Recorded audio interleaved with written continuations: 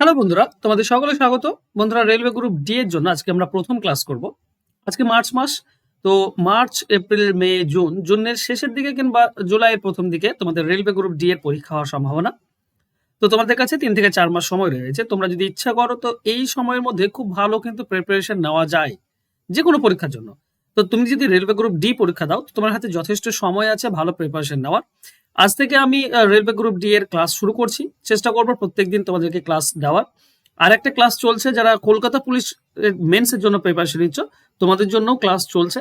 তো আমার চ্যানেলে তুমি কলকাতা পুলিশ মেন্সের জন্য ক্লাস পাবে, প্লাস রেলওয়ে গ্রুপ ডি এর জন্য রেগুলার বেসিসে ক্লাস পাবে। তো একটু চেষ্টা করবে প্রত্যেকটি ক্লাস করার, কারণ খাপ ছাড়া ভাবে ক্লাস করলে না তুমি না ভালো বুঝতে পারবে, না আমি তোমাদেরকে ভালো বোঝাতে পারবো। তো ঠিক মতো প্রিপারেশন যদি করতে চাও তো প্রত্যেকটি ক্লাস ফলো করার চেষ্টা করবে। তো চলো শুরু করি।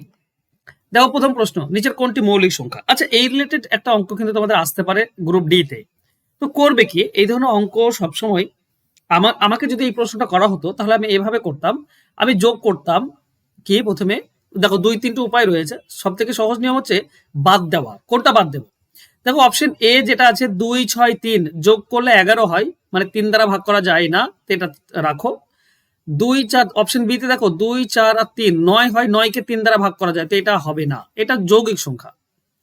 2, 3, 9 আর 3 12, এই যে অপশন ডি তে এটা 12 হচ্ছে, মানে 3 দিয়ে ভাগ করা যায়, মানে এটাও হবে না। 3, 7, 3 10, এটা 10 হচ্ছে, মানে 3 দ্বারা ভাগ করা যায় না। অপশন এ আর সি এই দুটির মধ্যে একটা হবে। অপশন এ হচ্ছে 263 আর অপশন সি হচ্ছে 253 এর মধ্যে। আচ্ছা দেখো, অপশন সি এর দিকে দেখাও, 253 মানে 2 আর 3 এর মাঝে 5 রয়েছে। 2 আর 3 এর যোগফল কত? 2 আর 3 এর যোগফল হচ্ছে তোমার 5, আর 5টা মাঝে আছে, মানে এটা 11 দিয়ে ভাগ করা যায়, তার মানে এটাও হবে না। তাহলে একটাই হবে, অপশন এ যেটা রয়েছে 263, সেটা আমাদের উত্তর হবে। তো এই ধরনের অঙ্ক আমি এইভাবে করি। আমি জানি না তোমরা কিভাবে করো, আর তোমরা এভাবেও করতে পারো। এখানে সব থেকে বড় সংখ্যা হচ্ছে 273। তো 273 এর কাছাকাছি পূর্ণবর্গ সংখ্যা কি হবে? 289, মানে 17 বর্গ। তো 17 বর্গ মানে 2, 3, 5, 7, 11, 13 এবং 17, এই সবগুলো দিয়ে ভাগ করে দেখো, যেটা ভাগ করা যাবে সেটা তো যৌগিক, আর যদি এই সবগুলো দিয়ে ভাগ করা না যায় সেটা মৌলিক। দেখবে অপশন এ এই সবগুলো দিয়ে ভাগ করা যাচ্ছে না, তাই অপশন এ মৌলিক হবে। এইটা একটু বড় লেন্দি প্রসেস, তো আমি বলবো এভাবে না করে ওই এলিমিনেট করে করার চেষ্টা করো, ওভাবে দেখবে খুব সহজে পেয়ে যাবে। চলো যাবো আমরা নেক্সট কোশ্চেনে। যে সংখ্যাটির 1/3 অংশ এবং 1/5 অংশের চেয়ে 6 বেশি, সেটা কত? এই ধরনের অঙ্কের ক্ষেত্রে যদি দুটি অংশের পার্থক্য বলে দেয়, একই সংখ্যার, এখানে যে সংখ্যার কথা বলেছে 1/3, সেই সংখ্যারই 1/5, তো একই সংখ্যার দুটি ভগ্নাংশ যদি বলে দেয়, তাহলে সংখ্যাটি কত ধরবে? সংখ্যাটির নিচে যেটা রয়েছে 3 এবং 5, এর লসাগুটা ধরবে। 3 আর 5 এর লসাগু 15 হয়, ধরো সংখ্যাটি 15x। ঠিক আছে, সংখ্যাটি 15x। এই 15x এর 1/3 কত হবে? তো 1/3 দিয়ে গুণ। আবার এই 15x এর 1/5 কত হবে? 1/5 দিয়ে গুণ। বলেছে এই দুটির পার্থক্য 6। বাস, এখান থেকে x এর ভ্যালু পাবে, আর তারপর 15x এর ভ্যালু করলে তুমি টোটালটা পেয়ে যাবে। দেখো, 3 আর 15x কাটলে তুমি 5x পাবে, আর 5 আর 15x কাটলে তুমি 3x পাচ্ছ। তো 5x থেকে 3x বিয়োগ করলে 2x থাকে, 2x মানে 6, তাহলে x এর ভ্যালু হচ্ছে 3। এখন 15x টোটালটা ছিল 15 ইন্টু এক্স, এক্স এর মান 3, তার মানে টোটাল হচ্ছে 45। সংখ্যাটি হবে অপশন বি 45। মনে থাকবে, এটা গ্রুপ ডি 2022 এসেছিল, লেটেস্ট কোশ্চেন। এবার খেয়াল করো, এখানে একটা জিনিস মনে রাখবে, 1/3 1/5, মানে যে সংখ্যাটাকে 3 এবং 5 দিয়ে ভাগ করা যায় সেটা দেখো একটাই 45। মানে তুমি যদি একটু প্র্যাকটিসে রাখো না, তো অনেক সময় অপশন ধরেও অ্যান্সার হয়ে যায়। ঠিক আছে, চলো যাবো নেক্সট কোশ্চেনে। বলেছে দুটি সংখ্যার মধ্যে পার্থক্য 18, তাদের বর্গের পার্থক্য 360 হলে বড় সংখ্যাটি কত? দেখো, আমি প্রথমত একটা জিনিস তোমাদেরকে বলি, বর্গের পার্থক্য মানে এক্স স্কোয়ার আর ওয়াই স্কোয়ার হচ্ছে 360, তাই না? তাহলে এটা তো আমরা বলতে পারি a plus b into a minus b, এই তো ব্যাপার। আর এটা হচ্ছে 360। এবার পার্থক্য দেওয়া আছে, মানে এইটা দেওয়া আছে 18, তাহলে এক্স প্লাস ওয়াই কত হবে? এক্স প্লাস ওয়াই হবে 360 ডিভাইডেড বাই 18, এই এক্স মাইনাস ওয়াই তো 18, এটা নিচে চলে আসবে, তার মানে আমরা পাবো 20। এবার দেখো, প্লাসটা 20, মাইনাসটা কত? 18 বলাই আছে, তো এর নিচে মাইনাস বসিয়ে দাও, এক্স মাইনাস ওয়াই সমান সমান 18, এটা বলা আছে। দেখো, তুমি যদি যোগ করে দাও তো এই দুটি কেটে যাবে, তুমি পাবে 2x সমান সমান এটা হবে 38, 2 এর সঙ্গে 38 কেটে দাও 19, x এর ভ্যালু 19 মানে বড় সংখ্যাটি 19, অপশন সি হবে সঠিক উত্তর। এবার তোমাদের বলি, এটা তো লং প্রসেস গেল, আমি তোমাদেরকে লং প্রসেস দেখালাম, এর থেকেও খুব সহজ এবং সিম্পল প্রসেস রয়েছে। এবার সিম্পল প্রসেসে কি করে করবে, যখনই তোমরা পার্থক্য, বর্গের পার্থক্য দেখবে, এই বর্গের পার্থক্যকে সরাসরি পার্থক্য দিয়ে ভাগ করে দাও, তাহলে তুমি যোগফল পাবে, মানে দুটি সংখ্যার যোগফলটা পেয়ে যাবে 20, আর পার্থক্য তো দেওয়াই আছে 18। বাস, এবার আমরা কি জানি, তোমরা যারা নাম্বার সিস্টেম করেছো তোমরা জানো যে যোগফল আর বিয়োগফল যদি বলা থাকে তো বড় সংখ্যা বের করার নিয়ম হচ্ছে যোগ করে 2 দিয়ে ভাগ, যোগ করে 2 দিয়ে ভাগ করে দেবে তুমি 19 পাচ্ছ।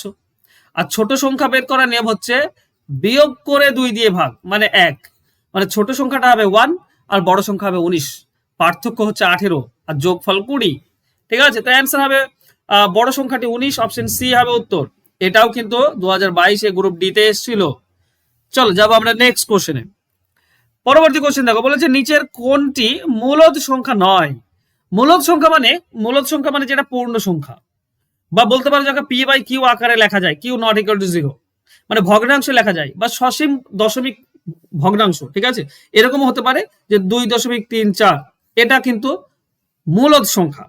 বুঝতে পারলো, মানে মূলদ সংখ্যা দশমিকও হতে পারে, ভগ্নাংশ হতে পারে, পূর্ণ সংখ্যা হতে পারে। এবার ব্যাপার হচ্ছে অমূলদ সংখ্যা হচ্ছে যাকে রুট, মানে যার মধ্যে রুট লেগে থাকবে, সেটা হচ্ছে মূলদ সংখ্যা।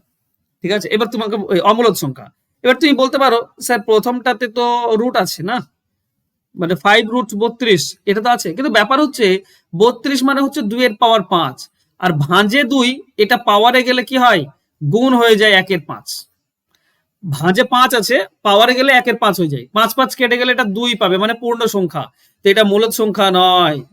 সিটা যদি দেখো 64 মানে 4 এর পাওয়ার 3, এটা 64, ভাঁজে 3 আছে মানে গুণ হয়ে যাবে 1 এর 3, এটা মানে হচ্ছে 4, মানে এটাও মূলদ সংখ্যা, অমূলদ সংখ্যা নয়। ওকে, এই 27টা দেখো, 27 মানে কি, 3 এর পাওয়ার 3 মানে 27, ভাঁজে 3 আছে মানে গুণ হয়ে যাবে 1 এর 3, মানে এটা 3 পাবো, এটাও মূলদ সংখ্যা। তাহলে একটাই থাকছে অপশন ডি, বি, এটাই অমূলদ সংখ্যা। অপশন বিটা ভালো করে খেয়াল করো, এখানে রুট তুমি তুলতে পারছো না। 32 মানে 2 এর পাওয়ার 5, তার পাওয়ারে 4 আছে, তো আমরা লিখতে পারি গুণ 1 এর 4, মানে এটা আসছে না, এটা আসছে না, রুট থেকে যাচ্ছে। ঠিক আছে, তাই এটা অমূলদ সংখ্যা, মূলদ সংখ্যা নয়। ঠিক আছে, তো অপশন সি, বি হবে সঠিক উত্তর। চলো যাবো আমরা নেক্সট কোশ্চেনে। একটি ধনাত্মক পূর্ণ সংখ্যার 5 গুণ তার বর্গের দ্বিগুণের চেয়ে 3 কম, পূর্ণ সংখ্যাটি কত? আচ্ছা, এই ধরনের অঙ্কের ক্ষেত্রে আমি বলবো অপশন ধরে করাটা সব থেকে বেটার। আমি নর্মালি তোমাদেরকে বলে দিচ্ছি, কিন্তু অপশন ধরে করাটা সহজ। ঠিক আছে, কোন পূর্ণ সংখ্যার 5 গুণ, মানে ধরো এক্স একটা পূর্ণ সংখ্যা, ঠিক আছে, তার সঙ্গে 5 গুণ করো, আর মাইনাস তার বর্গের দ্বিগুণ, এটা হবে 3, এটা বলা আছে দ্বিগুণের চেয়ে 3 কম। আচ্ছা, এটা কম হবে 3, প্রথমটা কম হবে।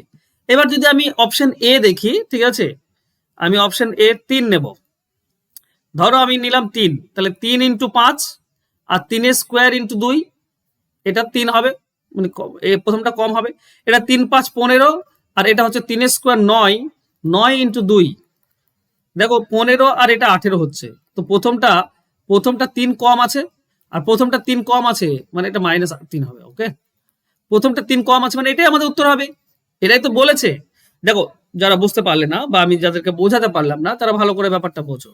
বলেছে প্রথমটির 5 গুণ, তো 3 এর 5 গুণ 15, এটা প্রথম, আর তার বর্গের দ্বিগুণের চেয়ে 3 কম, তো বর্গের দ্বিগুণ মানে 18 হবে, বর্গ তার দ্বিগুণ, এটা 18 হবে, তাহলে 3 কম আছে প্রথমটা, তাহলে কি হবে, তাহলে এটাই সঠিক উত্তর। সবগুলো মানে শর্ত পূরণ করছে, তার মানে এটাই আমার সঠিক উত্তর হবে।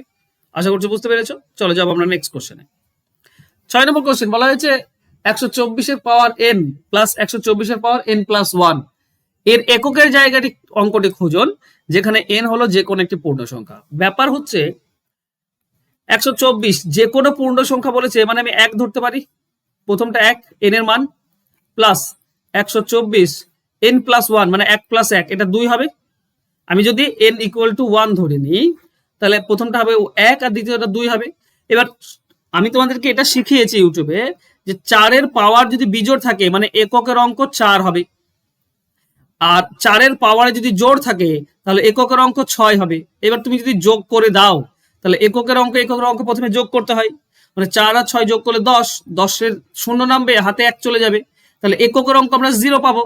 অ্যান্সার হবে অপশন ডি। ঠিক আছে, এটা এনটিপিসি 2021 এসেছিল। আমি আশা করছি বোঝাতে পারছি তোমাদেরকে। ঠিক আছে, চলে যাব নেক্সট প্রশ্নে। বলা হয়েছে যে দুটি সংখ্যার যোগফল এবং পার্থক্য 25 দিন, তাদের বর্গের পার্থক্য কত? মনে রেখো, যদি যোগফল মানে এক্স প্লাস ওয়াই এটা বলা থাকে এ, আর বিয়োগফল এক্স মাইনাস ওয়াই এটা বলা থাকে যদি বি, তো তাদের বর্গের পার্থক্য মানে সংখ্যা দুটির বর্গের পার্থক্য সবসময় হয় A B, A into B, এটাই সংখ্যা দুটির বর্গের পার্থক্য হয়। মানে 25 ইন্টু 3 এটাই হবে 75 হবে বর্গের পার্থক্য। ঠিক আছে, 75 হবে বর্গের পার্থক্য, মানে অপশন বি উত্তর। এবার বলবে দাদা এটা কেমন করে হলো, একটু ভালো করে বুঝিয়ে বলো। তো আমি তোমাদেরকে ভালো করে বুঝিয়ে বলছি। দেখো, যোগফল বলেছে, ধরো একটা সংখ্যা এক্স আর একটা ওয়াই, এর যোগফল বলা হচ্ছে 25। একটা সংখ্যা এক্স একটা ওয়াই, এর পার্থক্য বলা হচ্ছে 3। তাহলে এক্স এর ভ্যালু কি হবে, যোগ করে 2 দিয়ে ভাগ, 25 আর 3 যোগ করলে 28 হয়, 28কে 2 দিয়ে ভাগ করলে 14, এটা বড় সংখ্যা। ছোট সংখ্যা হবে বিয়োগ করে 2 দিয়ে ভাগ, 25 থেকে 3 বিয়োগ করো 22, 2 দিয়ে ভাগ করলে 11, এটা হচ্ছে ছোট সংখ্যা। দেখো, এই দুটি যোগ করো 25 আর এই দুটি বিয়োগ করো 3। হ্যাঁ, এদের বর্গের পার্থক্য চেয়েছে, তো 14-এর বর্গ হবে 14 স্কোয়ার মাইনাস 11-এর বর্গ হবে 11 স্কোয়ার। 14-এর বর্গ কত হবে 196, আর 11-এর বর্গ হচ্ছে 121। দেখো, বিয়োগ করলে 75 আসবে। তো এত দূর করা দরকার নেই, বর্গের পার্থক্য বললে যোগফল ইন্টু গুণফল হয়, যোগফল ইন্টু বিয়োগফল, যোগফল ইন্টু বিয়োগফল, এটাই বর্গের পার্থক্য হয়। যোগফল 25 বিয়োগফল 3, বর্গের পার্থক্য 75। অ্যান্সার হবে অপশন বি। এটা আরআরবি জেই 2019 এসেছিল। চলো নেক্সট কোশ্চেন। বলা হয়েছে 2-এর পাওয়ার 7 ইন্টু 3-এর পাওয়ার 4 ইন্টু 5-এর পাওয়ার 3 ইন্টু 7-এর পাওয়ার কিছু নেই, মানে 1 অবশ্যই। এর জোড় গুণনীয়ক কয়টি? জোড়, আচ্ছা যখনই জোড় বললে জোড় কোনটা আছে, এটা 2 জোড়, তো এর পাওয়ারে 7 আছে, 7 রেখে দাও, ইন্টু বিজোড় গুলোতে 1 বাড়িয়ে দাও, বিজোড়ের পাওয়ারে কত আছে 4, তো 1 বাড়িয়ে দাও 5, পাওয়ারে কত আছে 3 হয়ে যাবে 4, পাওয়ারে কত আছে 1 হয়ে যাবে 2, বাস হয়ে গেল উত্তর। 5 2 10, আর এটা 7 4 28, 28 আর 10 তার মানে 280। অ্যান্সার হবে অপশন বি। এটা জোড়, ঠিক আছে, জোড় গুণনীয়ক। আচ্ছা যদি বলতো অড হলে কিন্তু এটা পুরোটা বাদ চলে যেত। এই 2-এর পাওয়ার 7 যদি বলতো বিজোড় গুণনীয়ক কয়টি, বিজোড় বললে এটা পুরোটা বাদ দিয়ে দিতাম। আমরা জাস্ট এটার পাওয়ারে 4 আছে 1 বাড়িয়ে দিতাম 5, তার পাওয়ারে 3 আছে হয়ে যেত 4, পাওয়ারে 1 আছে হয়ে যেত 2, 4 5 4 2 8, 8 5 40, তাহলে বিজোড় আছে 40টি। আশা করছি বুঝতে পেরেছ। ঠিক আছে, জোড় হলে জোড় যেটা থাকবে সেটাই লিখবো, কিন্তু বাকিগুলো বাড়িয়ে দেব। ঠিক আছে, এক এক করে হয়ে যাবে 280, এটা জোড়। আর যদি বলে বিজোড় কতগুলি, তো জোড়টা তো পুরোটা বাদ দিয়ে দেবো, বাকি যেটা বিজোড়ের পাওয়ার আছে সেগুলো 1 বাড়িয়ে দেবো, দিয়ে গুণ, অ্যান্সার পেয়ে যাবো। ওকে, চলো নেক্সট। 2-এর পরপর 5টি গুণিতকের যোগফল 660 হলে সবচেয়ে বড় সংখ্যাটি নির্ণয় করো। দেখো, 2-এর গুণিতক মানে জোড় সংখ্যা, 5টি জোড় সংখ্যা বলেছে পরপর 60, যোগফল এটা 60। আচ্ছা 5 দিয়ে ভাগ করলে আমরা গড় পাবো, 5 দিয়ে ভাগ করো, 5 একে 5, 1 থাকবে 16, 5 3 15, 1 থাকবে 10, 5 2 10, এটা হচ্ছে মাঝের সংখ্যা, তার মানে এদিকে 2টি আছে এদিকে 2টি আছে। বড় সংখ্যা চেয়েছে 132-এর পর হবে 134, তারপরে হবে 136, এটাই হচ্ছে সব থেকে বড় সংখ্যা, অপশন ডি হবে উত্তর। আর যদি বলতো ছোট তাহলে এটা হতো 130, তারপরে হতো 128, এটা হতো সব থেকে ছোট। মনে থাকবে। চলো যাবো নেক্সট কোশ্চেনে। আচ্ছা নেক্সট কোশ্চেন যাবো, এটা অ্যান্সার করবো তার আগে বলি, তোমরা যদি রেলওয়ের ফুল কোর্স পেতে চাও একসঙ্গে, full course COURSE, full course যদি একসঙ্গে পেতে চাও তাও মাত্র 250 টাকা দিয়ে, তাহলে আমার সঙ্গে যোগাযোগ করতে পারো। এই যে ফোন নাম্বার দেখতে পাচ্ছ এই নাম্বারে যোগাযোগ করলে পেয়ে যাবে মাত্র 250 টাকাতে গ্রুপ ডি এর ফুল কোর্স একসঙ্গে পেয়ে যাবে, এবং ধাপে ধাপে চ্যাপ্টার বাই চ্যাপ্টার আর সব থেকে গুরুত্বপূর্ণ অঙ্ক এবং সমাধান, video class, recorded class, PDF file, এই সমস্ত কিছু পেয়ে যাবে। ঠিক আছে, একসঙ্গে মাত্র 250 টাকা দিয়ে। ফোন নাম্বার তো দেখতেই পাচ্ছ, জাস্ট ওই ফোন নাম্বারে যোগাযোগ করলেই তোমরা পেয়ে যাবে। চলো 10 নম্বর বলছে, যখন ক্ষুদ্রতম ধনাত্মক পূর্ণ সংখ্যা দ্বারা গুণ করা হয় তখন 4050 সংখ্যাটি একটি পূর্ণবর্গ সংখ্যা হয়ে যায়। পূর্ণবর্গ সংখ্যাটির বর্গমূল নির্ণয় করো। আচ্ছা, যখন ক্ষুদ্রতম ধনাত্মক সংখ্যা করলে, আচ্ছা প্রথমে দেখি কোনটা যোগ গুণ করলে। এই ধরনের অঙ্কের ক্ষেত্রে কত গুণ করলে পূর্ণবর্গ সংখ্যা হবে, তার নিয়ম হচ্ছে কি উৎপাদকে ভেঙে দাও। সব থেকে ছোট দিয়ে ভাঙবে কিন্তু, ওকে। 2 দিয়ে ভাঙলে 2 2 4 0, 2 2 4 1 থাকবে, 10 2 5 10, আর যাচ্ছে না, মানে 5, আমার মনে হয় 2 হতে পারে। 5 4 20, 0 5 5 25, আবার 5 দিয়ে 5 48, 5 1 5, 81 মানে 9 9 81। দেখো দুটি 9 আছে, দুটি, ঠিক আছে, দুটি 9 আছে, দুটি 5 আছে, আর একটি তোমার কি আছে, 2 আছে। একটি 2 থাকতে হবে না, আর একটি 2 লাগবে। এইটা হচ্ছে পূর্ণবর্গ সংখ্যা। এখন বলেছে এই পূর্ণবর্গ সংখ্যার বর্গমূল কত। তো এটা বর্গমূল করলে আমি দুটি 9 এর জায়গায় একটি 9 বেরিয়ে আসবে, দুটি 5 এর জায়গায় একটি 5, ও দুটি 2 এর জায়গায় একটি 2। 5 2 10, 10 9 90, এটা হবে আমাদের উত্তর। অ্যান্সার হবে অপশন সি। এটা গ্রুপ ডি 2018 তে এসেছিল। ঠিক আছে, মনে থাকবে সকলে? ওকে ওকে, চলো আর অঙ্ক নেই। আশা করছি তোমাদের আজকের এই যে অঙ্কর ক্লাস শুরু করলাম গ্রুপ ডি এর জন্য, তোমাদের উপকারে আসবে। তোমরা একটু কমেন্টে বলে দিও, তোমাদের মতামত জানিও যে এই ক্লাসটা আমি কন্টিনিউ করব কিনা। যদি কন্টিনিউ করাতে চাও তাহলে অবশ্যই একটু লাইক করে দিও, আর কমেন্ট বক্সে কমেন্ট করে আমাকে অবশ্যই জানিও। ঠিক আছে, আর ক্লাস ভালো লাগলে লাইক অবশ্যই করবে, বন্ধুদের পারলে একটু বন্ধুদের মাঝে শেয়ার করে দিও। আর যদি একসঙ্গে গ্রুপ ডি এর সমস্ত কিছু একসঙ্গে পেতে চাও তাহলে অবশ্যই ফোন নাম্বার তো তোমরা জানোই, এই যে ফোন নাম্বার, এই নাম্বারে আমার সঙ্গে যোগাযোগ করে নিও। ওকে, থ্যাংক ইউ সো মাচ বন্ধুরা আজকে আমার সঙ্গে জুড়ে থাকার জন্য। দেখা হবে নেক্সট ক্লাসে, ততক্ষণ ভালো থেকো, সুস্থ থেকো, ধন্যবাদ।